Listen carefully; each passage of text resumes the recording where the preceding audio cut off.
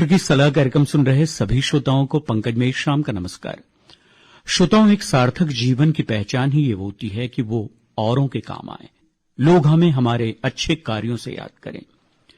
जीते जी ऐसा करना बहुत ही आसान होता है, परंतु कुछ लोग ऐसे होते हैं जो जिंदगी के बाद भी ऐसा कर जाते हैं, और ये अंगदान के जरिए संभव है। आज डॉक्टर की सलाह कार्यक्रम में हमारी बातचीत का विषय है अंगदान, और इस बारे में विस्तार से जानकारी देने के लिए आज हमारे साथ हैं पेट और लीवर रोग विशेषज्ञ डॉक्टर अजीत कुमार मिश्रा साहब। सर, कार्यक्रम में आपका बहुत बहुत स्वागत है। बहुत बहुत धन्यवाद। और जैसा कि आज की हमारी बातचीत का विषय है अंगदान, हम अंगदान को कैसे समझ सकते हैं और ये कैसे संभव है? अंगदान एक ऐसी प्रक्रिया है जिसमें किसी व्यक्ति जो किसी अंग के अंतिम चरण में है, जैसे heart failure, liver failure, kidney failure, जिसके पास कोई और विकल्प नहीं है जीवन को जीने के लिए, उन व्यक्तियों में जो खराब अंग हैं उनको निकालकर नया अंग लगाया जाता है, और इस प्रक्रिया को कहते हैं ऑर्गन ट्रांसप्लांटेशन।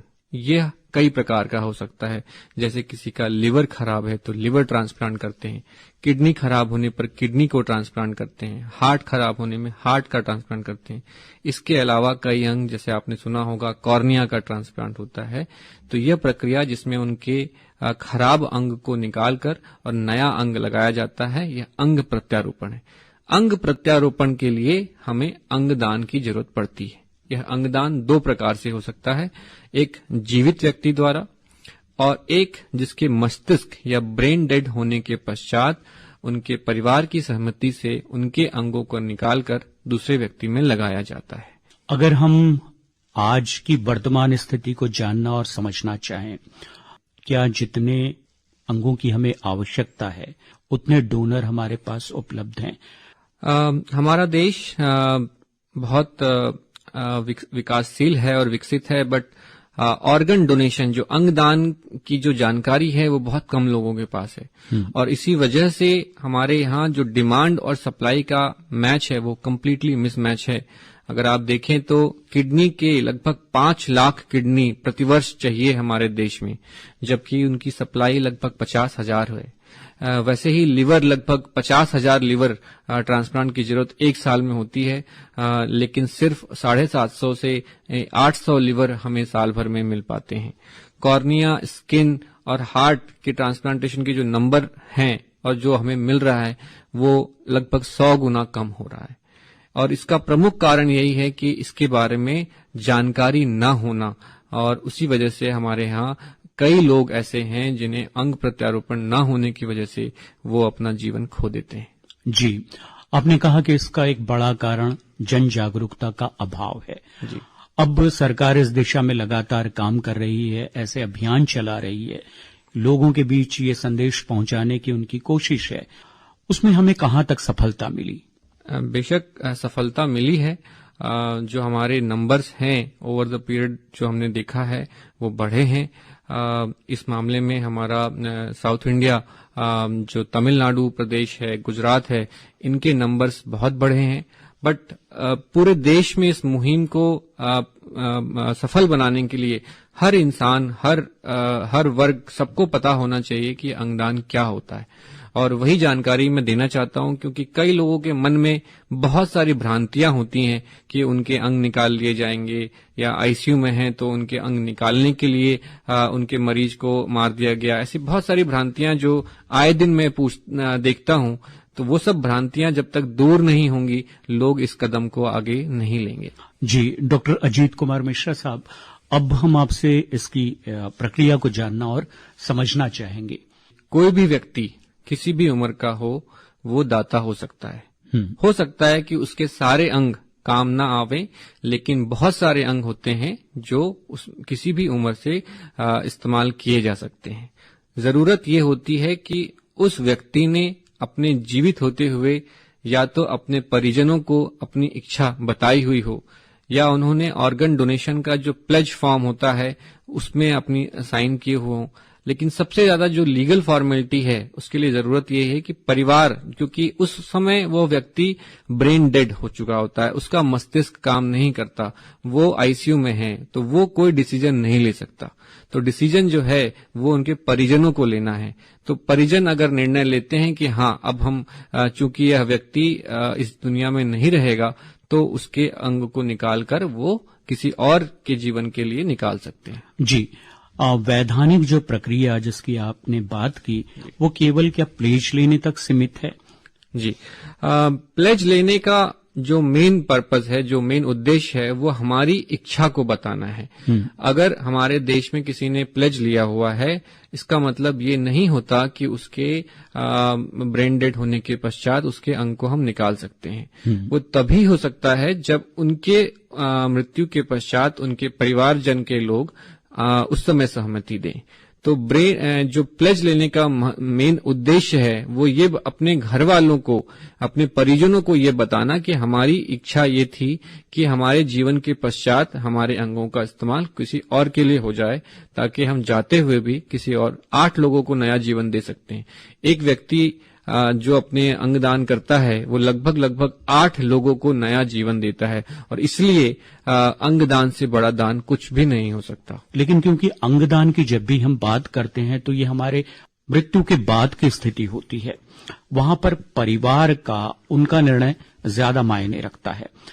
परिवार वालों को कन्विंस करना यहाँ कितना जरूरी होता है? सबसे पहले, उसके पहले हमें ये जानना होगा कि वो कौन सी स्थिति होती है जब हम ऑर्गन निकाल सकते हैं। तो उसके लिए हमें जानना है कि ब्रेन डेड क्या है। ब्रेन डेड एक ऐसी अवस्था होती है जिसमें हमारा मस्तिष्क मर चुका है, और आप सब ये कॉमन लैंग्वेज में समझ सकते हैं कि मस्तिष्क ही वो हमारे बॉडी का स्थल है जहां से पूरे शरीर का कार्यक्रम चालू होता है। बिना मस्तिष्क के बॉडी के बाकी पार्ट भी जीवित नहीं रह सकते। तो एक बार जब किसी को ब्रेन डेड घोषित किया जाता है, उसके लिए बहुत सारे टेस्ट किए जाते हैं, और जब डॉक्टर ये बताएंगे कि वो ब्रेन डेड है, इसका मतलब है कि वह ब्रेन डेड के पश्चात उसके हार्ट बीट चल सकती है, बट वो कुछ घंटे या कुछ दिन चल सकते हैं, उसके पश्चात उसके कार्डियक डेथ भी या हार्ट बीट बंद हो जाएगी। ऐसी स्थिति में जब ब्रेन डेड हुआ हो लेकिन हृदय फिर भी काम कर रहा है, ऐसे पेशेंट प्रायः वेंटिलेटर पे होते हैं और मशीनों के द्वारा उनके बाकी शरीर को जीवित रखा जाता है। लेकिन ब्रेन डेड एक्चुअली डेड, और इसको हमारे संविधान ने भी उसको लीगली डेथ डिक्लेयर किया जाता है। हमें अपने घर वालों को यही बताना है कि अगर कभी ऐसी स्थिति आती है कि हमारा ब्रेन डेड है, हम और जीवित नहीं रह सकते, तो हम उन अंगों को किसी और के लिए इस्तेमाल करें, क्योंकि हम अंगों को कहाँ लेके जाएंगे इसका तो किसी को भी नहीं पता जी। और वो चाहे हम हेवन में जाएं या हेल में जाएं, वह अंग किसी के काम नहीं आ सकते। लेकिन वह अंग अगर किसी और के काम आते हैं, जैसे कि हमारे छत्तीसगढ़ में अभी तक 4 कैडेवरिक लिवर ट्रांसप्लांट हुए हैं। उन चारों व्यक्तियों की जो हालत थी ट्रांसप्लांट के पहले, वो अपना दिनचर्या जीवन नहीं व्यतीत कर पाते हैं, आईसीयू में पड़े रहते हैं, और ट्रांसप्लांट के पश्चात उनकी एक नया जीवन मिलता है जी। और वह परिवार जिनको ये लिवर मिले हैं, जिनको किडनी मिली है, वो उनके परिवार के लिए इतनी ज्यादा धन्यवाद देते हैं और पूरे जीवन भर उनको ऋणी रहते हैं और उनको हमेशा सोचते हैं कि वो उनका परिवार खुश रहे। तो इससे बड़ा दान इसलिए हो नहीं सकता। तो हर इंसान को कोशिश करनी चाहिए कि अगर ऐसी कोई स्थिति बनती है तो वो अपने घर वालों को बता के रखें कि अगर ऐसा कुछ होता है तो वो अंगदान के लिए आगे आएं और किसी और के जीवन के लिए उसको जो संभव प्रयास हो सकता है वो करें। जी, हम अपनी इस बातचीत को आगे जारी रखेंगे, लेकिन हमारे कार्यक्रम का एक दस्तूर है कि हम जो हमारे मेहमान होते हैं जी, उनकी पसंद के गाने भी अपने श्रोताओं को सुनवाते हैं। तो कार्यक्रम के इस पड़ाव पर आपने कौन सा गीत पसंद किया है सर? चूंकि हम बात कर रहे हैं जिंदगी की, तो मुझे सदमा पिक्चर का ऐ जिंदगी गले लगा ले जी। ये गाना बहुत प्रिय है, तो मैं चाहूंगा कि इसी को लगाया जाए। तो आइए आपकी पसंद पर ये गीत सुनते हैं।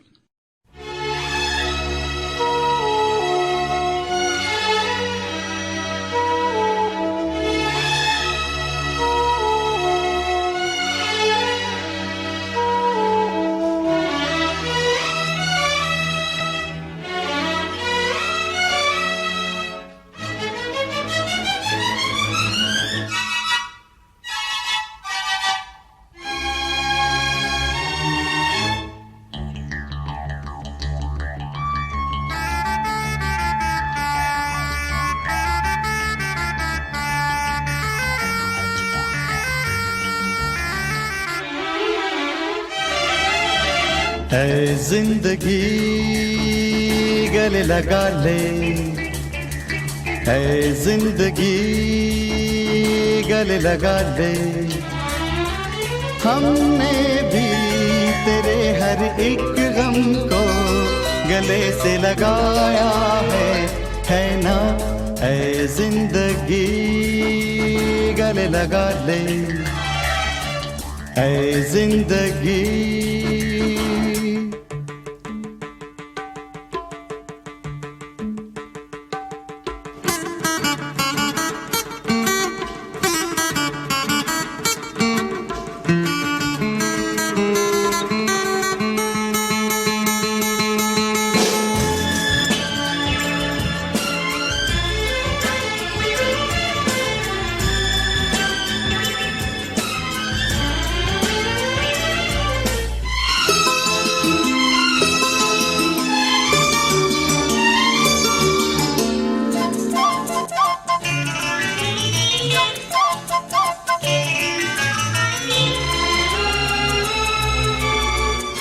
हमने बहाने से छुपके जमाने से पलकों के पर्दे में घर भर लिया। हमने बहाने से छुपके जमाने से पलकों के पर्दे में घर भर लिया। तेरा सहारा मिल गया है जिंदगी, ला ला ला ला ला ला ला ला ला ला ला। तेरा सहारा मिल गया है जिंदगी, है जिंदगी गले लगा ले, है जिंदगी गले लगा ले। हमने भी तेरे हर एक गम को गले से लगाया है ना।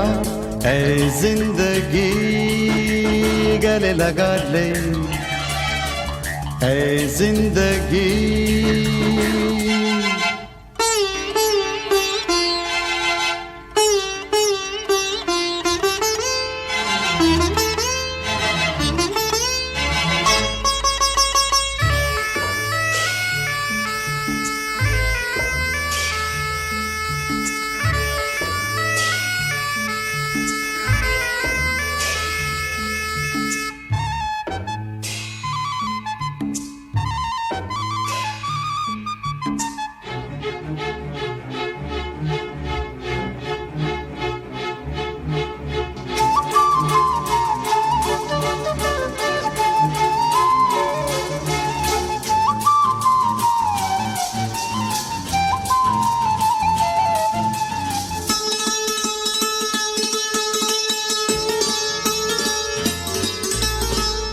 छोटा सा साया था आंखों में आया था, हमने दो बूंदों से मन भर लिया। छोटा सा साया था आंखों में आया था, हमने दो बूंदों से मन भर लिया। हमको किनारा मिल गया है जिंदगी, ला ला ला ला ला ला ला ला ला ला ला। हमको किनारा मिल गया है जिंदगी, ऐ जिंदगी गले लगा ले, ऐ जिंदगी गले लगा ले। ला ला ला ला ला ला ला ला ला ला ला ला ला ला। है ना ऐ जिंदगी गले लगा ले, गले लगा ले, गले लगा ले, ओ गले लगा ले। श्रोताओं, इस गीत के बाद डॉक्टर की सलाह कार्यक्रम में पुनः एक बार आपका स्वागत है। और आज की हमारी बातचीत का विषय है अंगदान। और इस विषय पर जानकारी देने के लिए आज हमारे साथ हैं पेट और लीवर रोग विशेषज्ञ डॉक्टर अजीत कुमार मिश्रा साहब। आज भी हम देखते हैं कि अमूमन जो हमारे समाज में अंगदान को लेकर एक अनिच्छा सी है या कई किस्म की भ्रांतियां हैं, वो भ्रांतियां क्या हैं, उन्हें किस तरह से दूर किया जा सकता है? सबसे पहला जो होता है वो एक्सेप्टेंस नहीं होता, डिनायल होता है। जब कभी हमने देखा है कई व्यक्ति होते हैं जो 18 साल 20 साल के बच्चे हैं या 30 साल 35 साल के हैं जिनकी किसी वजह से ब्रेन में चोट लगी हो। ये बहुत ज्यादा कॉमन एक्सीडेंट के होते हैं, रोड ट्रैफिक एक्सीडेंट के विक्टिम्स होते हैं जिनका ब्रेन डेड हो जाता है। जब उनके परिवार से ये बात की जाती है तो वो कंप्लीटली डिनाई करते हैं कि नहीं, मतलब ये ब्रेन डेड नहीं है, इनका हार्ट चल रहा है। तो सबसे पहली चीज यही होती है कि ब्रेन डेड के टाइम हार्ट चल सकता है, बट बिना ब्रेन के हार्ट भी बंद हो जाएगा। और यही जो विंडो होता है, जो पीरियड ऑफ टाइम जो हमको बीच में मिलता है कि हार्ट चल रहा हो और ब्रेन जीवित नहीं है, तभी ऑर्गन डोनेशन किया जा सकता है। तो वो डिनायल और वो एक्सेप्टेंस बहुत जरूरी है, जब वो समझ सकें कि हमारा व्यक्ति अब इस दुनिया में नहीं है, लेकिन फिर भी क्योंकि उस समय लोग बहुत दुखी होते हैं, तो जाहिर सी बात है कि उनका दुख किसी भी चीज को सोचने के लिए परमिशन नहीं देता कि वो उस समय ऑर्गन डोनेशन के लिए सोचें। बट थोड़ा सा अगर पेशेंस रखते हैं तब उनको वो चीजें समझ में आती हैं कि जब हमारा करीबी रिश्तेदार नहीं है और उसके जाने के पश्चात भी हम किसी के लिए किसी का जीवन दे सकते हैं, तब वो तैयार होते हैं ऑर्गन डोनेशन के लिए। दूसरी भ्रांति होती है कि लोगों को लगता है कि हम अगर ऑर्गन दे देंगे तो अगले जन्म में हमको ये ऑर्गन नहीं मिलेगा, जैसे आई डोनेशन के बाद अंधे होंगे अगले जन्म में। तो इसका सिंपल सा आंसर यही है कि अगर हमको किसी वजह से कोई बीमारी होती है, जैसे गॉल ब्लैडर की हुई या किडनी की हुई, तो हम उसको ऑपरेशन करके निकलवाते हैं। हम ये नहीं सोचते कि अगले जन्म में हमको क्या ये किडनी मिलेगी या नहीं मिलेगी, और अगला जन्म किसी ने नहीं देखा। तो हम जो इस जन्म में कर सकते हैं हमें वही करना है, और ऐसा कुछ साइंटिफिक नहीं है कि हम अगले जन्म में किसी अंग के बिना आएंगे। जी, कोई व्यक्ति किसी गंभीर बीमारी से ग्रस्त है, क्या वो अंगदान कर सकता है? जी बिल्कुल कर सकता है। जैसे कि डायबिटीज है या ब्लड प्रेशर है, तो हो सकता है कि उनके सारे अंग काम नहीं आए, बट स्किन है, कॉर्निया है, हार्ट है, कई चीजें ऐसी होती हैं जिनका इस्तेमाल किया जा सकता है। इसलिए हर व्यक्ति को कोशिश करना चाहिए कि उतने अंगदान करें। डॉक्टर साहब, कार्यक्रम में इस वक्त फिर से एक गीत की बारी है, तो इस बार कौन सा गीत पसंद किया है आपने? चलते चलते मूवी का जो संगीत है, गाना है, चलते चलते मेरे ये गीत याद रखना। जी, तो आइए आपकी पसंद पर ये गीत सुनते हैं।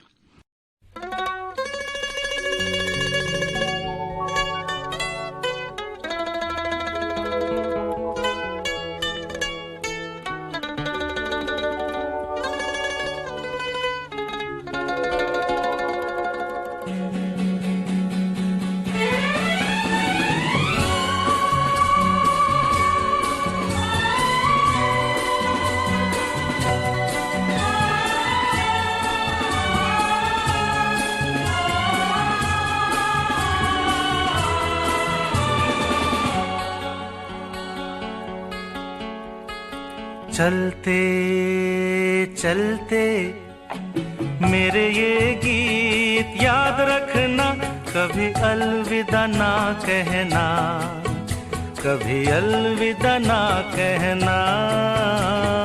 चलते चलते मेरे ये गीत याद रखना, कभी अलविदा ना कहना, कभी अलविदा ना कहना। रोते हंसते बस यूं ही तुम गुनगुनाते रहना, कभी अलविदा ना कहना, कभी अलविदा ना कहना।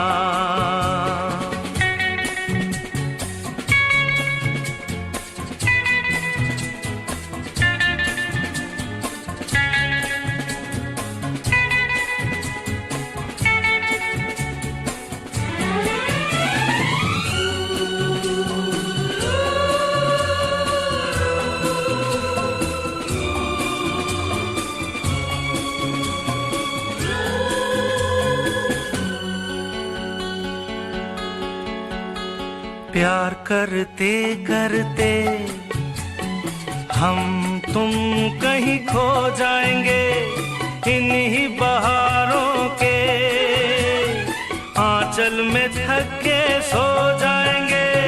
प्यार करते करते हम तुम कहीं खो जाएंगे इन्हीं बहारों के आंचल में थक के सो जाएंगे।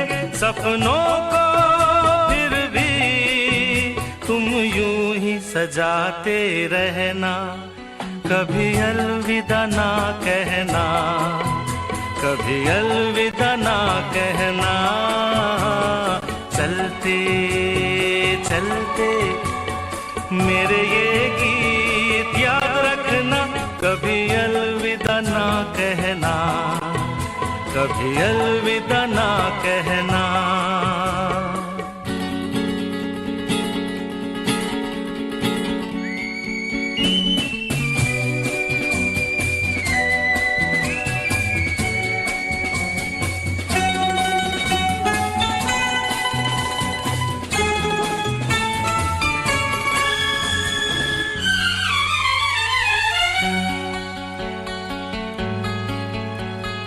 बीच राह में दिलबर बिछड़ जाए कहीं हम अगर, और सुनी सी लगे तुम्हें जीवन की ये डगर। बीच राह में दिलबर बिछड़ जाए कहीं हम अगर, और सुनी सी लगे तुम्हें जीवन की ये डगर। हम लौट आएंगे तुम यूं ही बुलाते रहना, कभी अलविदा ना कहना, कभी अलविदा ना कहना। चलते चलते मेरे ये गीत याद रखना, कभी अलविदा ना कहना, कभी अलविदा ना कहना। रोते हंसते बस यूं ही तुम गुनगुनाते रहना, कभी अलविदा ना कहना, कभी अलविदा ना कहना।